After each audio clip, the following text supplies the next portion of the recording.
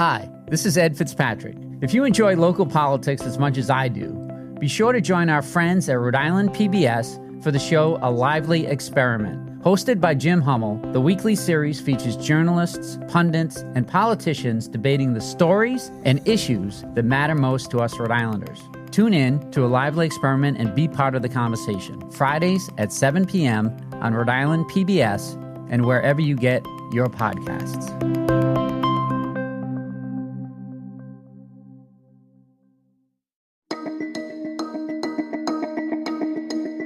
From the Boston Globe, this is Rhode Island Report. I'm Ed Fitzpatrick.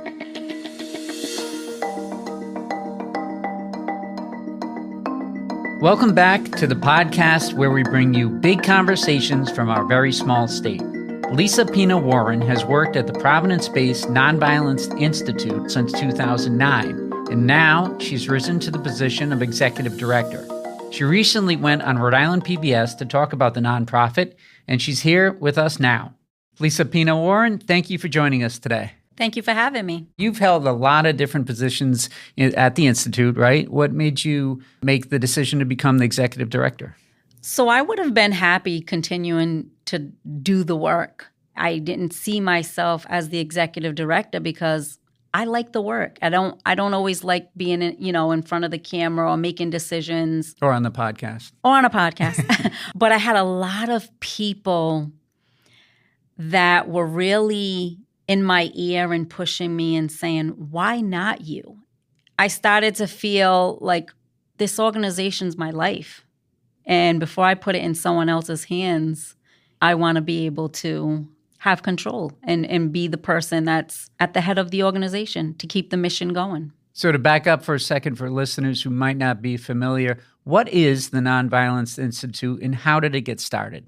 So the Nonviolence Institute is a nonprofit here in the city of Providence. Actually, next year will be our 25th anniversary.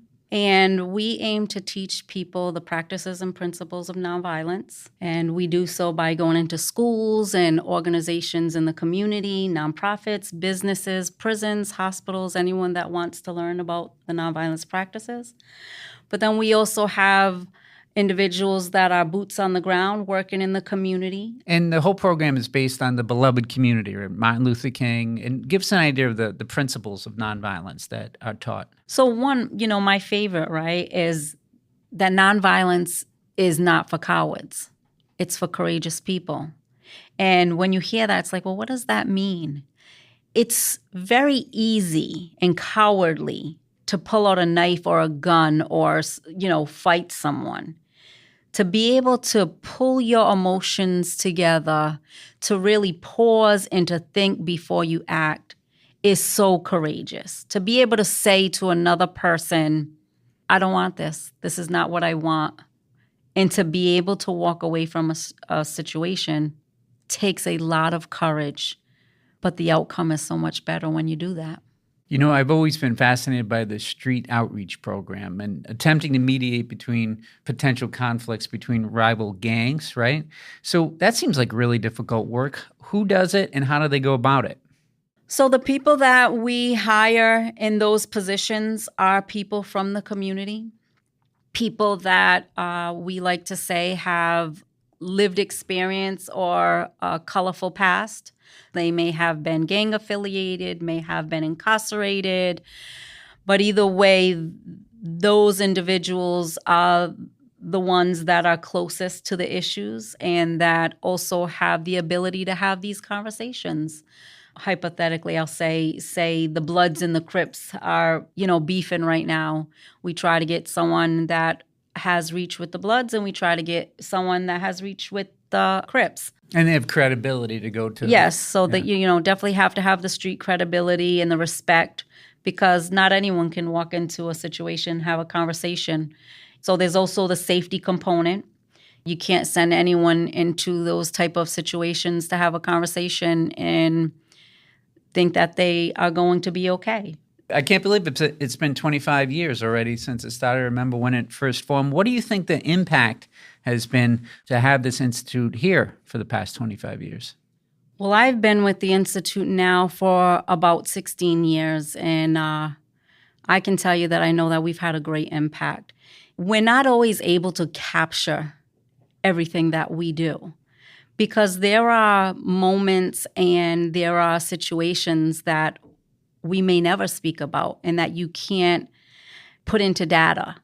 You know, helping a young person make a better choice, helping a young person to go back to school or to not get involved in a lifestyle or to make a decision to not retaliate to a situation.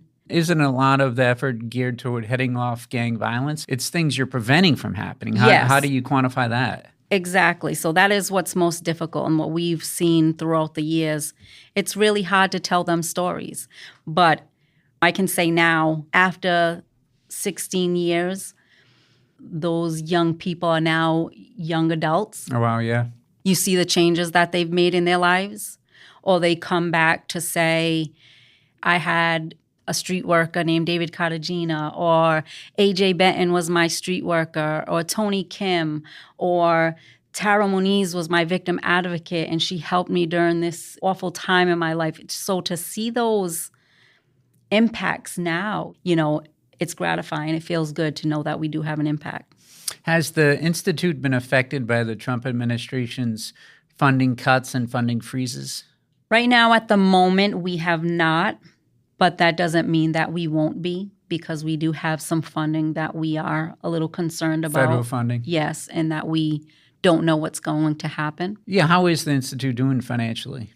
We could always be doing better, but we've also could be doing worse. So I'm grateful, and you know, I will continue to advocate and to try to build upon our relationships with donors and philanthropists, because we don't know what's going to happen federally, and that will impact state and city. So just trying to figure out, you know, different ways to make sure that we can continue the work. So one of my favorite Rhode Islanders of all time was Sister Ann Keefe. Can you talk about the role she played in the Institute back when it was called the Institute for the Study and Practice of Nonviolence? Sister Ann Keefe and Father Imam were the two that came up with the idea, the dream of the Nonviolence Institute. And that was due to the fact that that summer, around 2000, there was a lot of homicides in the community in Providence, and many were young people. Well, yeah, wasn't it the killing of Jennifer Rivera? A teenager who had witnessed a crime was killed. A couple of weeks ago, May 21st, was the 25th anniversary of her death. And, you know, I've often interviewed over the years Tenny Gross, the founding executive director of the Institute, who left in 2015 to start a nonviolence initiative in Chicago. So what's he up to now? Is he still there? Very busy in Chicago. Oh, he is still there. We talk often. He's still really a good friend and mentor to me, especially now in this role. Didn't he get you involved? Yes. When I first met Tenny, I was working for a youth program. It was a GED youth program on Broad Street in Providence. It was early on in my career. I was working with some young people, and I had a client named Dion. And I knew Dion's family, so I knew him when he was born, but then I hadn't seen him for many years. He had moved away, came back to the city, and his life was taken. He was sitting on a family member's stairs, and it was a drive-by. It was not intended for Dion. Dion was not involved in any, negative lifestyle. He was working towards leaving to the Navy. So that really impacted me.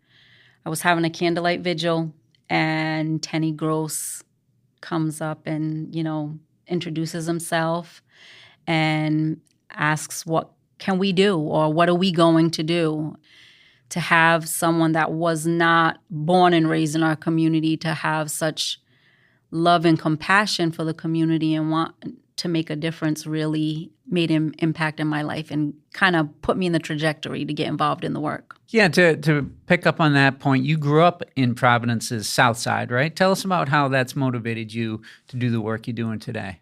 I grew up on the South Side of Providence. My parents met each other in Roger Williams projects. My mother's side moved to Washington Park. My father's side moved to Ocean Street in the South Side. In those two communities, there was a lot of violence and a lot of loss.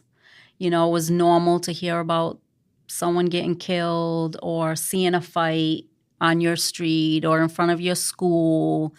It was kind of the norm, but it didn't feel good, right? Mm-hmm. So I kind of was always a mediator where I wanted peace and I wanted people to get along. Even as a kid? Even as a kid, yes. I just wanted, a different lifestyle. I wasn't a fighter. I kind of was forced to be, that type of person as far as protecting yourself. Growing up in the hood, you have to, be able to defend yourself. So my family was big on that. Like, you don't come home and say someone put their hands on you or, did something to you, bullied you. As I got older, I started to see like, this isn't right? We're teaching our kids to fight and harm each other. And I was really pulled in by the Nonviolence Institute. I loved the mission and wanted to be a part of it. We'll have more with Lisa Pina-Warren after a quick break.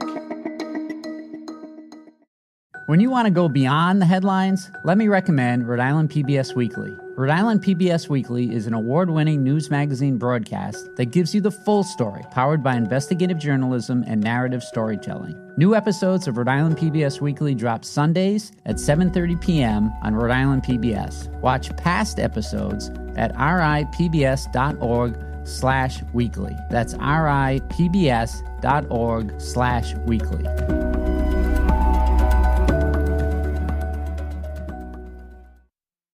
You recently appeared on Rhode Island PBS, and you talked about how the result of using violence to handle conflicts had an effect even on your own family. Could you just tell us a bit about what happened with your brother and your nephew?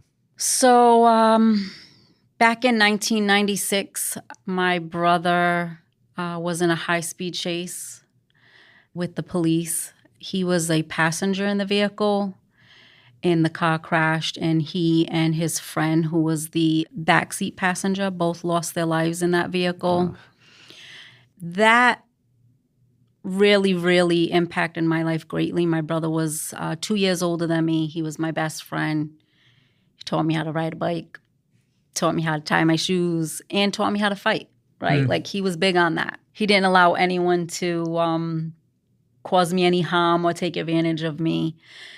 So losing him was really difficult because I was the baby sister. And I could have totally gone on the wrong path and given up. But losing him motivated me to really dig down deep and to help others and also to help myself, just to better my life, because I knew that that's what he wanted for me. My brother was very proud of me and wanted the best for me. So that kind of motivated me to keep going and do the right thing. Sure. And then tell us about your nephew. So my brother had a daughter and a son. His son was only about 3 years old when his dad passed away. When he was a teenager, he started to make some bad choices and get involved in friendships that there was some negative behaviors and some negative choices, and I would have conversations with him, but it's really hard, right, for our youth, because this is the community where they live in, and these are people that are their friends, family members. Sometimes young people, they kind of come together to support one another. Some people don't have supportive families, or they don't have the financial means or even places to live. So it can be tough. And I totally understand why they make the choices that they do. But I felt strongly about my nephew, as far as he didn't have to make some of the choices that he was making. But at that time, an 18, 19-year-old, they have a mind of their own. And he unfortunately took someone's life. The saddest thing about that is they didn't even know each other. The situation occurred because the person approached him and he thought they were coming after him for a negative reason. And he had a gun on him and he shot towards the vehicle and killed the passenger in the vehicle. And how did you find out about it? It was at that time, I wasn't working at the Institute. That is when I decided to take a little bit of a hiatus and chose to do some other work in the community. But I received a phone call that day from a friend that had worked at the Institute, just letting me know that the young man that I had worked with for a couple of years had been killed, and that there had already been an arrest made. In that same conversation, I learned that the person that was arrested for that homicide was my nephew. Oh, wow. What's it like to have your work hit so close to home like that? Well, Ed, like I said, I was born and raised in Providence, and unfortunately, violence was like second nature to me. I lost a lot of people to violence, and I witnessed a lot of violence. And honestly, doing the work has helped to heal me. So by being able to give back to my community and help others that go through some of the things that I have gone through or similar is really healing. There's a passion for the work, and I believe in purpose. I truly believe that the work that I do at the Nonviolence Institute is my purpose. So what are you noticing about how young people are handling conflict these days? What I can say is that over the years, I've seen such a change in the way that our young people respond to situations. It's almost like a culture shift. This really violent nature, even in language, so not just meaning picking up a stick or hitting someone, shooting or stabbing. It's also in the way that people talk to one another. And then you think of things like, I hear people talk about COVID and what that's done to our society and to our young people as far as socializing. And, maybe that has had an impact, right? So you don't really have the young people having conversations and, socializing. Everything is social media. Yeah. Everything is, it's hard to be present and talking. I don't see young people do that very often. Yeah, during the PBS episode, they talked about how nonviolence can be a tough sell for kids who are facing violence at school or in the neighborhood or wherever. What do you tell the kids? Well, honestly, it's really difficult to tell a young person to walk away from a situation when you're not in that young person's shoes. It's easy for us to say walk away. But I think being able to teach a young person the actual principles and practices makes it a little bit easier, because now you're giving them a tool. It's not just telling them to walk away. You're helping them understand why. So that's why, for me, one of my goals is to continue to be in schools and teaching young people nonviolence. We've always done high school, middle school. We believe that we even have to go younger, right? We have to start really young, because when we get to middle school and high school, we're trying to totally change what someone already believes. If we can start off really young, hopefully that helps them to be set on a better path. All right, Lisa Pina-Warren, thank you for talking with us today. Thank you so much.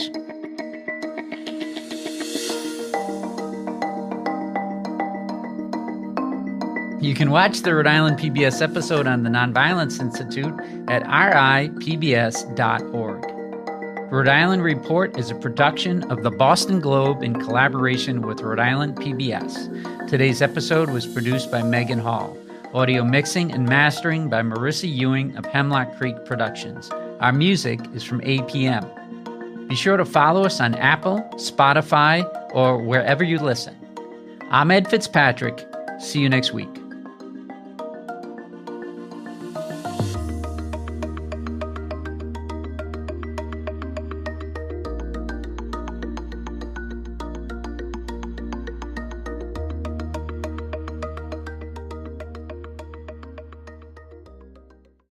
Looking to binge watch all your favorite PBS shows? You need Rhode Island PBS Passport, Masterpiece, Antiques Roadshow, Rhode Island PBS Weekly, and many more. Watch them all, anytime, and from any streaming device. Learn more about this member benefit at ripbs.org/pass.